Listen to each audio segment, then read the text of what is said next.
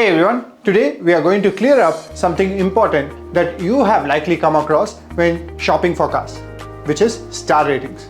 You have probably heard about star ratings for cars, but what do they actually mean? Star ratings are given to cars based on their performance in safety tests, primarily crash tests.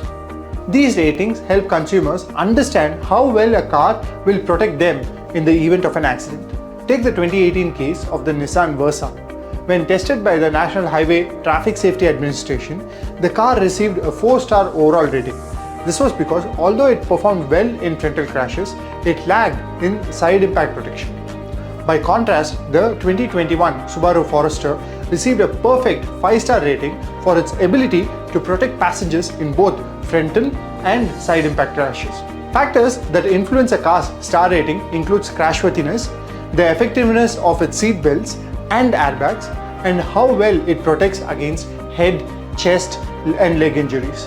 Many testing organizations such as Global NCAP and Euro NCAP also consider how well the car protects pedestrians in the event of a collision. The star rating is more than just a number. It can be life or death factor. Cars with higher ratings are more likely to keep you safe in a serious accident.